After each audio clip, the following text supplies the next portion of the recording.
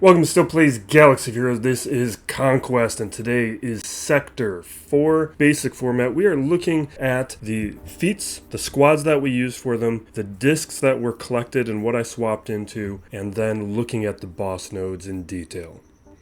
And after Sector 3, where it was very difficult to make meaningful progress on a lot of those feats because they just didn't overlap very well with each other, Sector 4 is a huge difference and relief because here I am at the middle of Sector 4 and I had already completed 3 out of 4 feats, allowing me to just focus on a singular feat, the Kelleran feat, for the entirety of the rest of Sector 4. And with the Kelleran feat itself, I almost completed it. Next time I think I would be able to complete all of these feats in a single playthrough this sector. I'd be a little bit more efficient now that things are more familiar. But he did get down to 0 stamina and I did buy a refresh so I could keep going with that feat. And we accomplished that quickly because of the flexibility that we have with working on those Kelleran nodes plus Tenacity up. I did give Kelleran lead a shot. That wasn't worth it. For the bulk of the Tenacity up and Kelleran feats, you can do double duty. I used this JMK squad for the most of it because JMK with Hello There, you're able to give an AoE Tenacity up on top of Yoda's Tenacity up from Battle Meditation. So that very quickly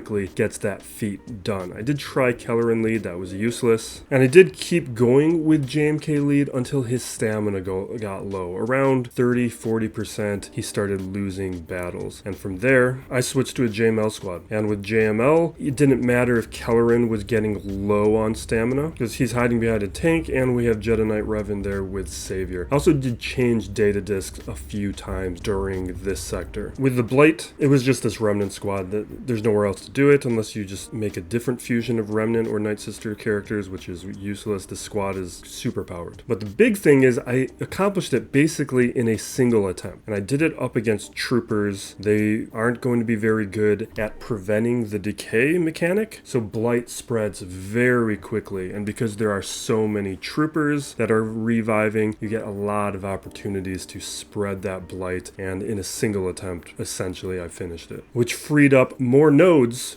to work on Nightsisters or Kelleran. And Nightsister defeats, we just used a standard Telzine squad. You can see with mine I only have 2 relics on these characters. I only want these 2 relics. I might push relics on like Daka or Ventress at some point, but having these characters at low relics just feeds into the mechanics. I'm really happy that we've got Great Mother and Morgan Elsbeth, so for territory battles I can put relics on them and leave this squad the way that I like it. But because we were going for defeats, that means with data discs I did make some changes. Now right now as things are shown, this is the data discs that I've been using basically through Sector 1, 2, and 3. This has just been crushing it for me, but when I need to get defeats with a particular character, it's cheating me, so I couldn't leave it on. And I had unlocked Massively Overpowered, so I swapped that out for War of Attrition, and now the mechanics aren't synergized very much, so I took out Volatile Accelerator, left on Amplify Agony, and then I swapped in Blindside and Protection Recovery in its place. And I did that because Blindside, I just love that cron, but it also works very well when we're using assist-heavy squads like Jedi squads. So going after those Kelleran feats, that tied very nicely into Blindside. But as the stamina was getting lower on Kelleran, this stopped being effective, and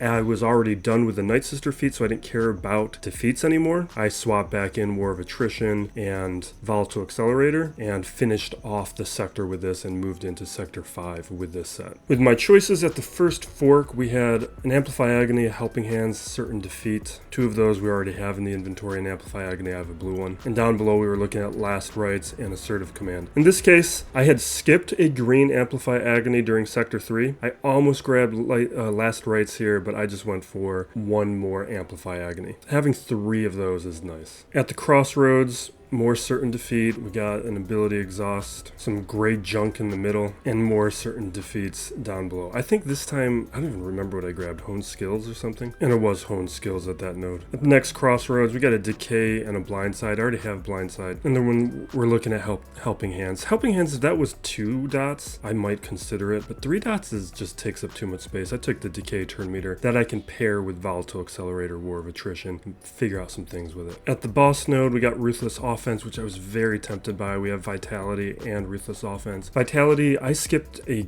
green one, or actually maybe a blue one in Sector 1 that I was considering. Ruthless Offense was tempting, but because we are dealing with so many feats with marquee characters, I grabbed that Vitality. Anything adding survivability is just going to help make certain feats happen. And at the start of Sector 5, we had Grey Junk. I grabbed that Vitality. The Assertive Command, we already have one. Tuscan's middle boss node, we've got Galactic Republic surviving and Jar Jar surviving. Our James K squad with Kelleran and GMY for Tenacity up, they are at 70% stamina. I think at this point I had swapped out the Blindside data disk and Massively Overpowered.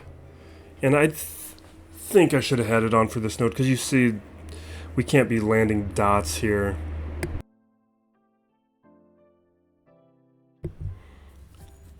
So, and with all the assists, Blindside and Massively Overpowered would have been a lot of help, and I do make that change when I do Jar Jar.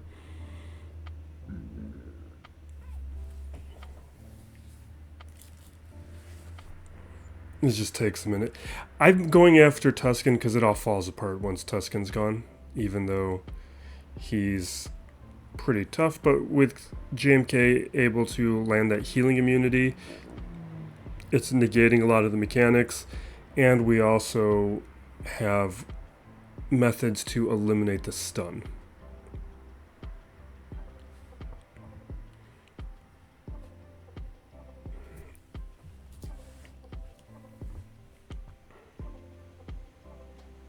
But because it takes so long, it also allows me to wrap up that Tenacity up feat.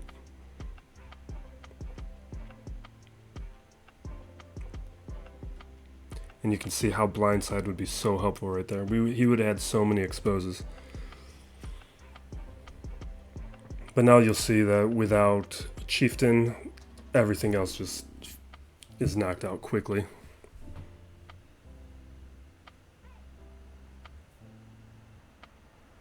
We do have stacking offense with critical hits.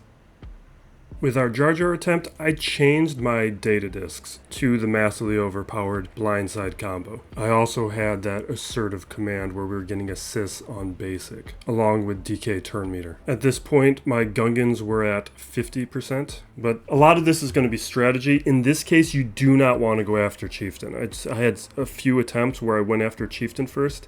It doesn't work well. So we dispel. What you're going to want to do is eliminate Warrior.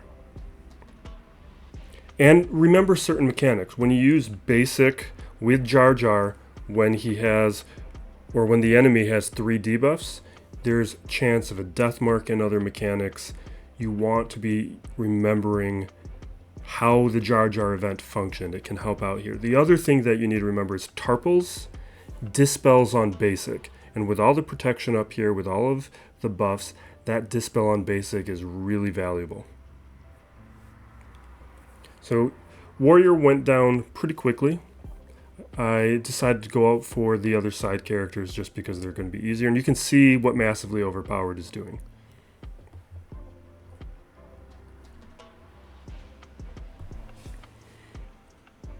And then Aurora's down. I went with Aurora because Aurora has that turn meter mechanic. Now I'm going after Tuscan Raider because that's the damage dealer. And with that extra assist, it puts my shield generator at risk. So I want to minimize the number of attacks that can happen over there. But a lot of the work is being done by Massively Overpowered.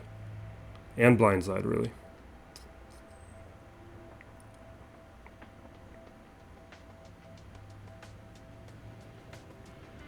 It probably would be easier if I had more stamina. Now shifting to the Shaman.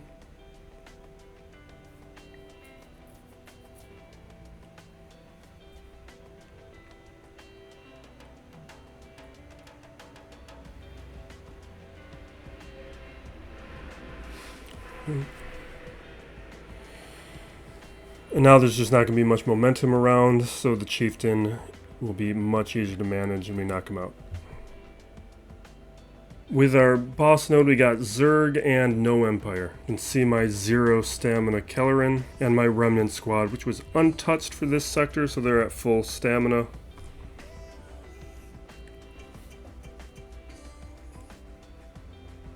You get a little bit of stagger work with Scout Trooper L3 goes down quick. We shift over to Vandor. This is easy. And this is using the Volatile Accelerator War of Attrition combo of discs. For no Empire, we switch to a Qadme squad so that I can be working on a global feat, throw Kelleran back in, hoping that I can get a little bit more work done there, and Anakin is here for a damage dealer. But he tends to be knocked out early. Not a huge fan of his option. And we lose Kelleran right away, which is too bad.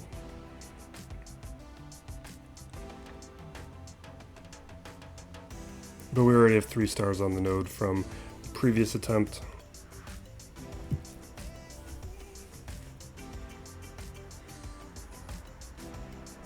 The rest of it's easy. And we still accomplish the no Empire.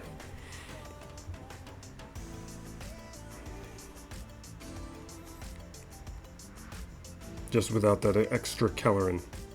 There is a ton going on right now. We got a Sector 3 video that I would appreciate if you guys would click on. That sector is a little bit more annoying, and because Great Mothers came out, the timing on that video just got buried by other things. So the algorithm would appreciate it, and so would I. The other one, we'll throw in one of the Conquest videos. We'll have Sector 5 coming up very soon after this. So thank you for watching. Be excellent to each other, everybody. This is still Plays Galaxy of Heroes.